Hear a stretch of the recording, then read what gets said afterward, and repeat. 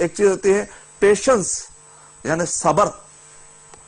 Patience, صبر. ایک انسان، جیسا کہ میں نے کہا تھا اس سے پہلے کے ایپیسوڈ میں، کہ سائیکالوجسٹ یہ کہتے ہیں ایک انسان کو اگر کھانے کی جگہ پر کنٹرول آ جاتا ہے، کیا کھائے، کیسا کھائے، کتنا کھائے، کھاتے وقت پر اس کی کیفیت کیا ہونی چاہیے، اگر ایک انسان کو کھانے پر کنٹرول ہو، وہ زندگی کے سارے چیزوں پر اس کے اندر کنٹرولنگ پاور آتا ہے. ایک کنٹرولنگ پاور اگر لوز ہو جائے لائف سے تو انسان بہت سارے تکلیفوں میں آ سکتا ہے. وہ غصے میں آ سکتا ہے، وہ آؤٹ آف کنٹرول ہو کر وہ بھڑک سکتا ہے، وہ معاشرے میں بدنام ہو سکتا ہے، وہ اپنی ہی فیملی کے اندر بدنام ہو جا سکتا ہے اگر اس کو اپنے غصے پر کنٹرول نہ ہو، اس کو اپنے خواہشات پر اگر کنٹرول نہ ہو.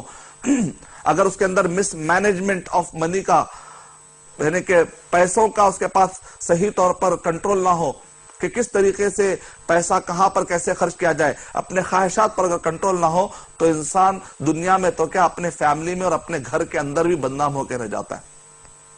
سائیکالوجیکلی ایک انسان کے اندر پیشنس، کنٹرول، سیلف کنٹرول، اس کے اندر اس کو ٹریننگ ملتی ہے کہ خود سے رکے.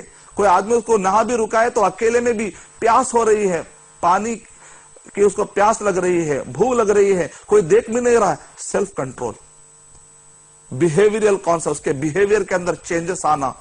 ایک چیز، ایک انسان کو برائی لگ جاتی ہے لیکن اس کو رکانا ذرا مشکل ہوتا ہے، لیکن ایک ٹائم جب لگتا ہے تو کہتے ہیں کہ 21 سے لے کر 30 ڈیز، سائیکالوجسٹ کہتے ہیں 21 سے لے کر 30 ڈیز ایک انسان کو چینج ہونے کے لیے اتنا عرصہ کافی ہے.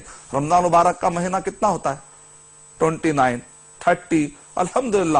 یعنی کہ 21 ڈیز میں جو چیز آتی ہے اگر اس کو 29 یا 30 تک جائیں گے تو اور اس کے اندر اسٹیبلٹی آئے گی اور اس کے اندر پختہ پن آئے گا. یہ اس کے یعنی سائیکالوجیکل امپیکٹ آف رمضان، اس کو آپ کہہ سکتے ہیں کہ کس طریقے سے سائیکالوجی کے اندر تبدیلی آتی ہے اور نتیجے میں ایک انسان ایک اچھا انسان بن جاتا ہے، نکھرا ہوا انسان بن جاتا ہے، اس کی تربیت ہو جاتی ہے.